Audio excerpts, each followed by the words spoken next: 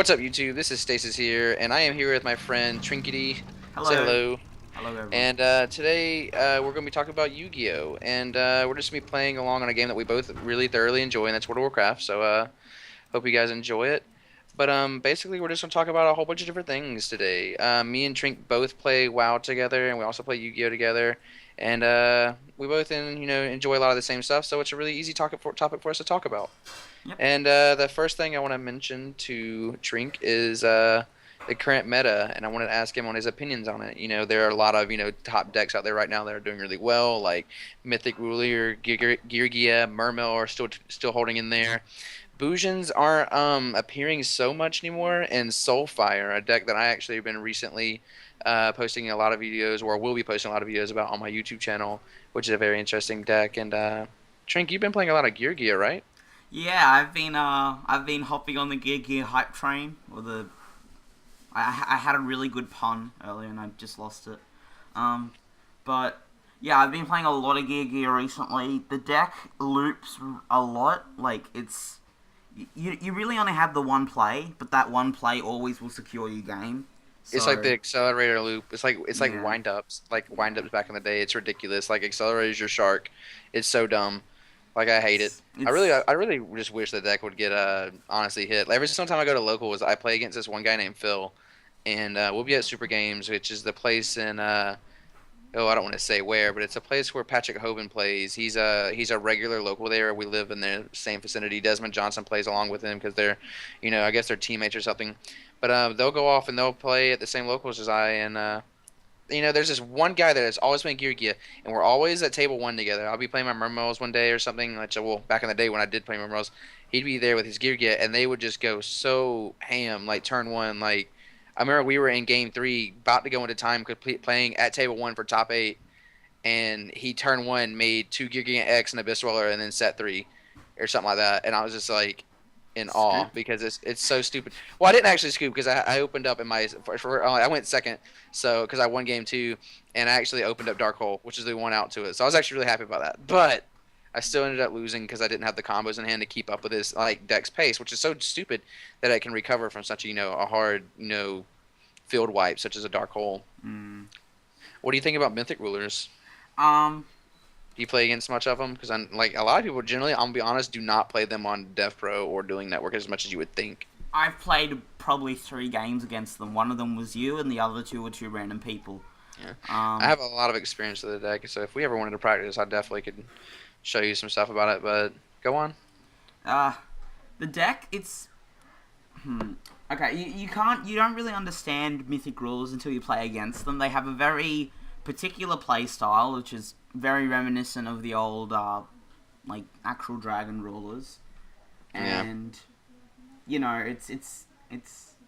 it's a struggle to get over because they'll either keep going, or stop you from going.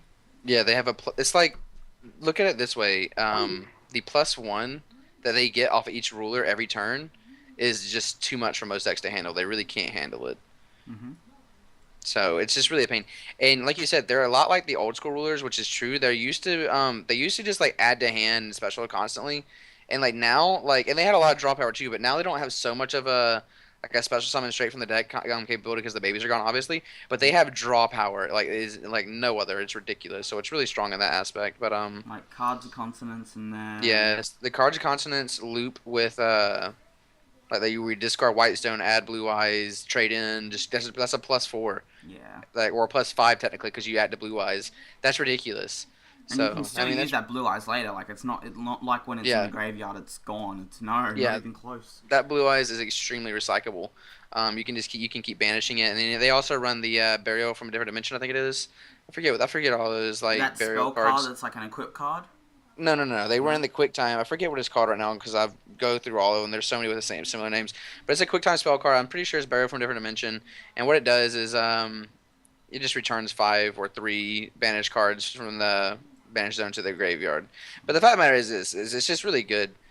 But I mean, like I mentioned earlier, though, like there's other meta decks like Bujins. They're kind of going out of favor, but I still think they're extremely strong. But there's obviously some cards in the future like Angeli that are going to make Madolche really, really, really, high tier, in my opinion. that will completely counter Bujins and rulers and stuff. But that's another subject. But The thing with what do you? Mythic Rulers though is like, even though it is a great deck, not everybody can play it, and I think that leads to the fact that it's not topping as much as it should. Yeah. Because A lot of people also don't want to play it because they absolutely are sick and tired of seeing the adults, and the fact that like they main triple skill drain is really scumbag. yep.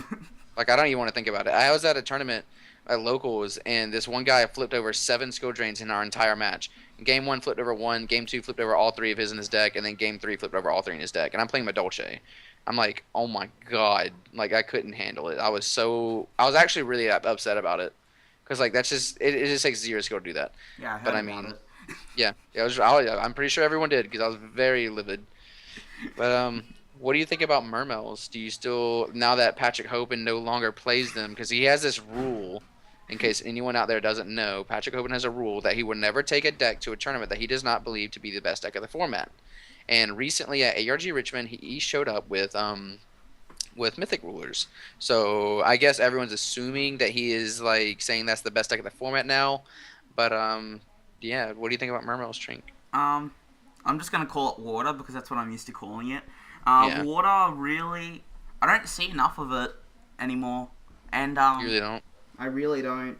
And all my decks have an easy Abyss Dweller, so I Yeah. don't really have too many. I actually have 2 Abyss Dweller on some of my decks just to annoy Yeah, I the would. poor water Well, players. see, I would play double Abyss Dweller, but I have a team, so we have to cut up the certain cards that we really need. Like Abyss Dwellers, like we have to cut up between our decks and stuff. So, but if I had like if it was just myself playing, I probably would main deck 2 Abyss Dweller also. Not so much as much anymore, but Abyss Dweller is definitely not a bad option to main at 2. Like I would definitely do it. Is But Dweller still a $30 card? it's $20, I think, $22, Oh, something like that. It's still expensive though. I mean, yeah. that's still expensive for one card that you have to play. Like if you top without an Abyss Dweller, please tell me because that's like insane. But Somebody give I the mean, man an award. yeah, for real. But I mean, I don't know. I mean, as a water player myself, and when I say water, I'm not speaking of only Mermos. Just as a water player in general, I prefer to play water decks. Those are my favorite. They generally have like a lot of recycling capabilities. They swarm. They're just a really fun attribute based kind of like playstyle that I just enjoy. I guess they're just I love Mermels. I really do. And the fact that like when I picked up my Mermels, this is before Patrick Hoban said they were the best deck. And then like maybe like a month or so later, maybe two, Patrick Hope picked them up. Was like, oh, they're the best deck of the format. Everyone has to play water against fire now, and I was really aggravated because that jumped the price up in price. Which I mean, I didn't hate, but the fact of the matter is that I do hate is, or the thing that I do hate is that he got it hit. He got it limited. He got Gunday limited to 1.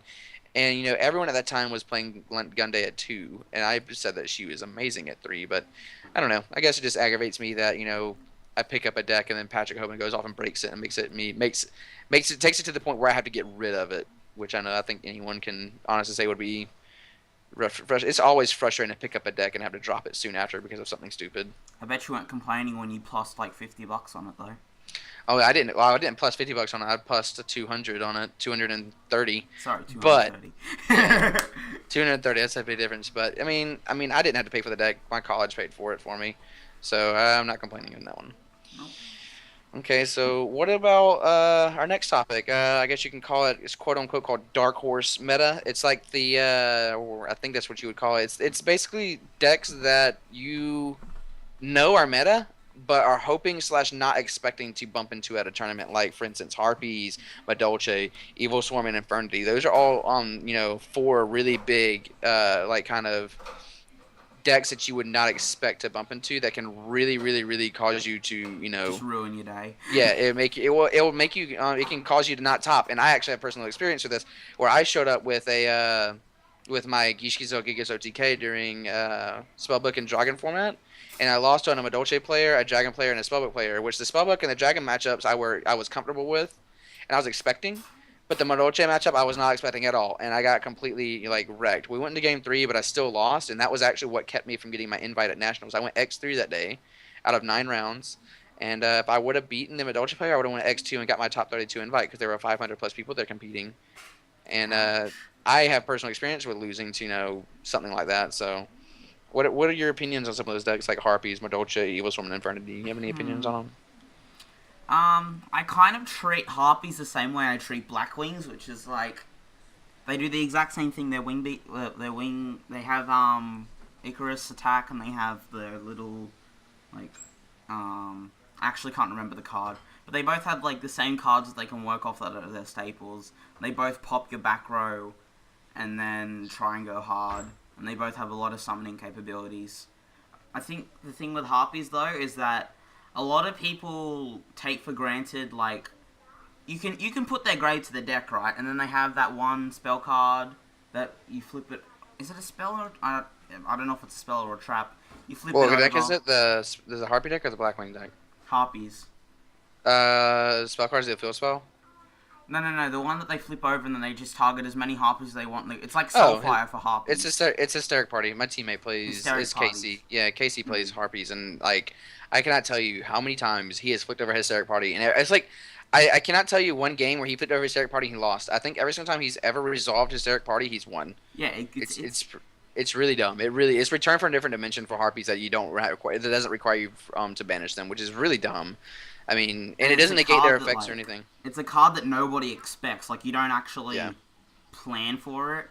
Well, because like you have to get rid of other cards. They have so many MST hazards in their deck. Like for instance, you really don't want to hold your MSTs too long, because if you do, they'll just get popped by their field spells. So you're kind of forced. If you're playing a deck with remotely any back row, you're kind of forced to pop you have to like chain your MST to the activation of their field spell, because if you don't, you're just gonna lose your entire back row. And then they have Hysteric Party. Like the thing with Hysteric Party is when this card is destroyed, all the monsters that you summon with it are destroyed. So if you're quick, you can use it, but a lot of times you won't have the MST for that situation. Yeah, because they're just gonna pop it, or they're gonna make you use it earlier. So it's just kind of like, and plus you gotta be smart with your MSTs in that deck too, because if you MST a Hysteric Sign that's face down, it's over. They'll +3 at the end, and you -1. Yeah. So that's a really big deal too. But what do you think about Madolche? I know you have some opinions about Madolche. I've been like bent over sideways by this deck. that's putting it bluntly. This is pre-Primal Origins. Post-Primal Origins, it's just gonna get worse, which we can talk about later. The deck's really strong. Tiramisu. Did I say that right? Tiramisu. Yeah, it's Tiramisu. Tiramisu. It's like you're saying tiara, like a queen's tiara, and then a misu. Tiramisu. Yep, perfect. Tiramisu. That card is a literal wall. Like you don't. There's no stopping it. Once it's out, you just like. There's not many things that'll actually stop it. But see, like now that because I play my Dolce, and I've had lots of experience with Misu, Queen Tier Misu, however you want to call her. I just call her the Queen, and she's just. I have to say she's possibly one of the strongest XYZs I've ever played with. For the longest, I've always been a fan of My Stroke, just because I'm a decently old school player. I love My Stroke. My Stroke's one. Yeah, My Stroke's one of those cards that he's just always like a general good out to a lot of things.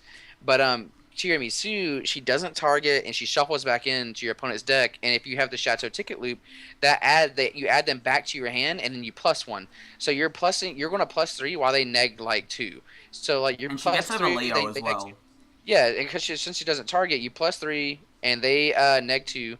And then next turn, if you're playing if you're like me and you're playing like a decent amount of back row, I played triple Black Horn in my main deck. So like once you make them neg 3 or neg 2, excuse me, and you just set your Black Horns, it's over. They're not going to get it. I mean, the game is done. That you can't get past it. It's over. So it's a really good deck. But do you have any thoughts on Evil Swarm or Infernity? I had like a little phase when my first week back to school. I was like, I'm gonna load up Dev Pro and play nothing but Evil Swarm for the whole week, because why not? And that was like the one time I ran into Mythic Rulers, and the guy was so salty. Like I got all the abuse in the world in the chat. Because, okay, if you don't know what Evil Swarms are, they're a deck that really, like, people started playing it the most when Dragon Rulers had babies and adults. Because the deck would literally say, they have a card called Evil Swarm Ophion. Evil Swarm Ophion literally says, they cannot special summon a monster with level 5 or higher. It is the death of all decks that are like the rank 7 spammers, the rank 8 spammers, your synchro decks. It's just the death of them.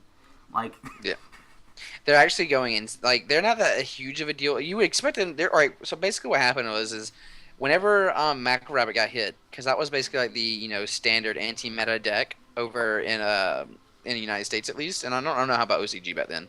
But basically, when Macro Robber got hit, they soon after released Ophion. I just call the deck Ophion to be honest with you, but they Just released Evil call it Swarm. Ophion. Yeah, I mean it's a one trick pony deck. Let's be honest. But yeah, so they showed up. Konami does, and they're like, okay, well we got a new anti meta deck that we think everyone will enjoy, and it's Evil Swarm, and they release it, and a lot of people hyped it up to be like the just super anti meta deck, and like it did show a little bit of prevalence in America, but I for one, whenever dragons like babies, everything was like at 3 whenever that deck was at its like Mm. peak when it first released. I remember sitting down at regionals and for round one get paired against Patrick Hoban. I was playing windups at the time because I just dropped one of my, I think it was my I dropped a Karakuri TK deck or I dropped some deck and picked up windups because I You were wanted to playing swap Karakuri decks. at the time, and then you swapped to wind ups, and then you swapped to Evil Yeah, Swarms, I think. yeah, that's actually you're actually spot on. And I show up round one and at regionals with like 400, 300 plus people to 400 people max. And round one playing as Patrick Hoban, and he this is before he was national champion, and he's playing Dragon Rulers. And I asked him about Evil Storm, and he didn't think it was much of a deck. He said it was really crappy in his opinion. And like it really it took them a while to like kick off, but apparently right now, as we speak in OCG, they are going like insane. Like Evil Storm are really good over there. But I mean, their meta is really weird over there. Like my Dolce are really good. Artifacts are good over there because Prio's already To out. put it in perspective for OCG, they already have Prio, and then they have like 3 Honest, Monster Reborn, Heavy Storm, and then they have 2 Thunder Kings. It's a very strange meta. Yeah, Um, but see, like whenever you look at their ban list, you would think it's going to be very odd, like a very crappy like format, and no one's going to like it. But look at it this way: if anyone out here plays League of Legends at all competitively, and they keep up with LCS matches, sometimes when a professional team is versing another professional team at a North American LCS or even a European LCS or a Korean LCS, what each team will OGN. do is they'll leave up like OGN, yeah. What they'll do is each team will ban out like personal bans and they'll leave open all of the extremely OP champions.